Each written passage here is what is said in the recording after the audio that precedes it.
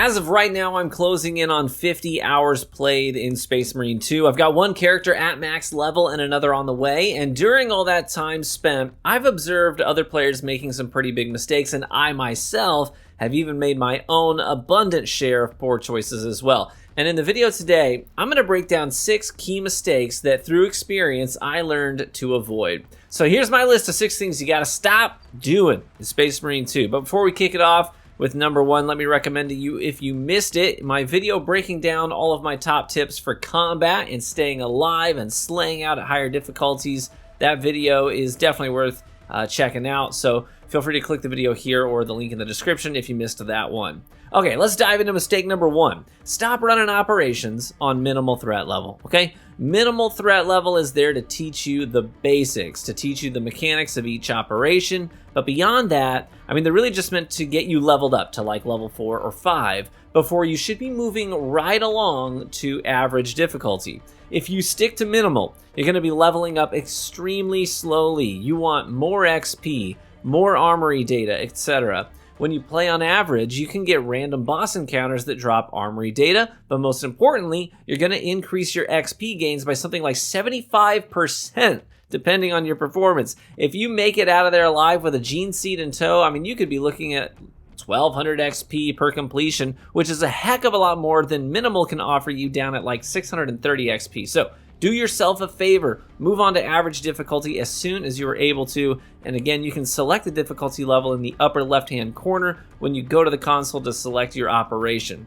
Let's move on to mistake number 2. Stop running ahead in operations. If you just keep barreling forward in operations, you're going to get yourself and your teammates in a load of trouble. First and foremost, this game is absolutely designed around team play. So some classes are good at ad clearing, some are good at taking down majors and extremes, and others are good at support. When you run way ahead, you essentially cut the team's effectiveness and survivability down by 33%. You may think that it's time to move on, that it's time to move up, but enemy waves and even extremes, sometimes even surprise boss fights on the higher difficulty levels will pop up from behind. You may be free and clear to walk to the elevator, but your teammates, they might be pinned down something fierce. I had it once where we had a boss and an extreme plus a wave of majors all spawn, and me and one teammate had to frantically deal with all of that while the other guy just stood at the elevator spamming the ping button on the console. Frankly, I hope the guy steps on a Lego, but beyond leaving teammates in the dust, running forward in operations is also intentionally choosing to handicap yourself and minimize XP gains. If you take the time to thoroughly loot along the way, you'll find gene seeds to substantially increase the amount of XP you get for completing the mission, you'll get extra armory data to upgrade your weapons, and you'll get more ammo, grenades, health stims, temporary armor boosts, and more to keep you out of trouble in the next fight. So, pump the brakes there, Leroy Jenkins. Slow down, stay together, and serve the Emperor through your tactical kinship. Moving on.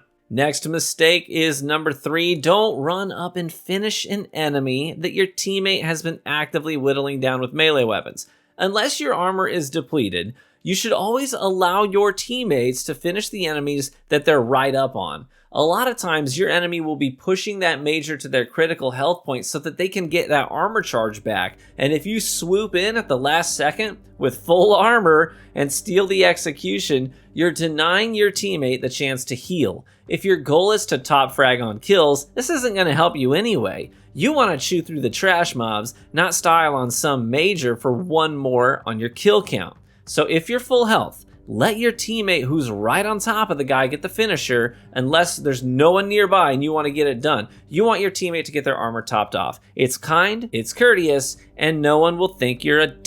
Moving on to mistake number 4. Stop dodging early. This is so hard to train yourself to do in this game, but the orange notification that there's an attack coming in that you can't parry, that notification can be scary. And oftentimes, you'll just hit the dodge command immediately, purely out of reaction. But if you make a habit out of doing that, you're seriously going to get yourself messed up by a boss or a mini boss. A lot of the more dangerous enemies in this game have slower moving attacks that you have to dodge through. The floating Tyranid mini bosses have green shockwaves that you have to roll through, and if you dodge too early and the first one ends up tagging you, it's going to stun you. So then the second and the third waves are going to hit you also, and then you're like totally hosed. Same thing with the Hive Tyrant boss fight. He has the green waves of psionic energy that you need to visually look at and dodge at the right time.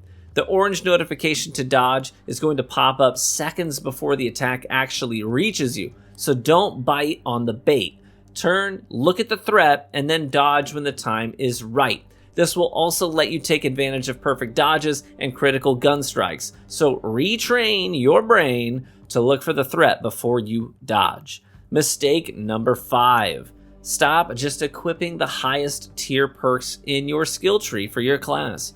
When you're selecting your perks in your skill tree, you can only have one active perk in each column, so make sure you choose wisely. You don't want to just go with the furthest one down the tree if it doesn't actually fit with your loadout or your playstyle or your team composition. For example, the Vanguard has the Emperor's Blessing, which allows them to cheat death once every 3 minutes. It's huge, but it's in the second row, not the third.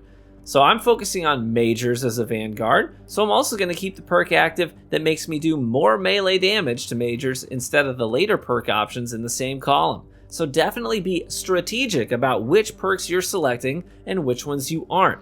Don't just blindly take the highest tiered perks and make yourself a jumbled mess of a build. Be intentional about your choices, and then your gameplay will be better for it. And finally, mistake number 6.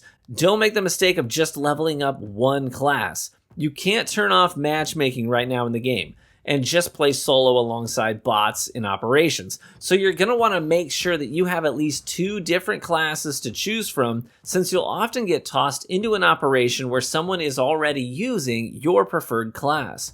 So you're definitely going to want to diversify a little bit. You could always do 2 similar classes if you like the playstyle, like you could do Vanguard and an Assault, since both involve rapidly closing the gap and doing melee damage, or you could go the opposite direction and have 2 completely different characters so you can fill the role that your team needs the most. You can always look for overlaps too, like classes that have access to the same weapons or melee items so you can keep your higher tiered gear across both characters, but either way, you'll be doing yourself and your teammates a great service by not limiting yourself to one choice. Be proficient at multiple things, and that will take you far in this game. And that there concludes my list.